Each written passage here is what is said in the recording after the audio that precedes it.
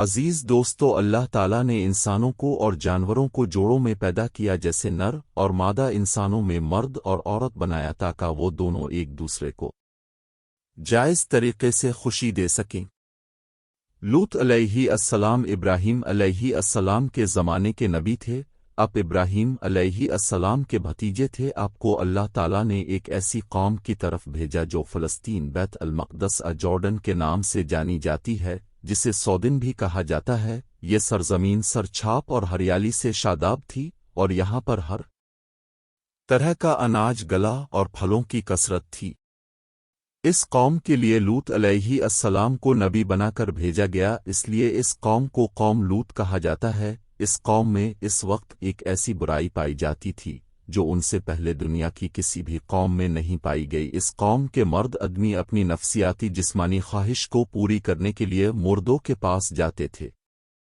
روایتوں میں آتا ہے کہ اس بے حیائی کے کام کی شروعات شیطان نے کی۔ وہ ایک خوبصورت نوجوان بن کر آلف اور اپنے ساتھ وہاں کے مردوں کو برا کام کرنے کے لیے بہکایا، اور اس طرح قوم لوط میں یہ بے حیائی پیدا ہو گئی۔ وہ لوگ عورتوں کو چھوڑ کر مردوں سے اپنی ہوس پوری کرنے لگ۔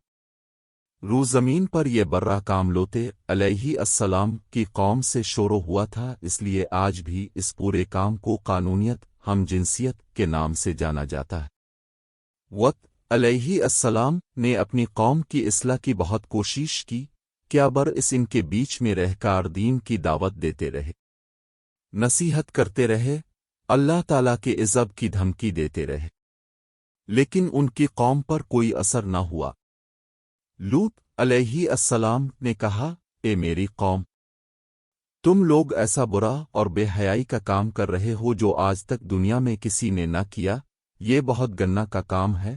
تم اپنی عورتوں کو چور کر مردوں کے پاس جاتے ہو۔ اگر تم اپنے اس برے کام سے باز نہ الفی تو مجھے ڈر ہے کہ ایک دن تمہیں اللہ تعالیٰ کا عطا گھیرے گا۔ میں تم سے اجر دعوت حق دینے کی کوئی قیمت نہیں مانگتا، میرے اجر تو میرے رب کے پاس ہے جو سارے عالم کا مالک ہے۔ اس پر ان کی قوم کے جو دولت مند سردار تھے انہوں نے کہا، تو ہمیں نصیحت کا مت کرو، بڑے الفی نصیحت کرنے والے، اگر تم نے نصیحت دینا بند نہ کی تو ہم تمہیں شہر سے باہر نکال دیں گے۔ لوط علیہ السلام کی نصیحتوں کا جب ان کی قوم پر اثر نہ ہوا سوائے تھوڑے سے لوگوں کے جو ایمان لائے، تو لوط علیہ السلام نے اللہ کی بارگاہ میں دعا کی کہ میرے رب نے اپنی قوم میں دن رات تبلیغ کی اور انہیں تیرے عذاب سے ڈرایا، لیکن وہ اپنے کفر میں اور اگے بڑھ گئے۔ اے میرے رب، اب یہ ایمان نہیں لانے والے، اب ان کا فیصلہ تو ہی کر۔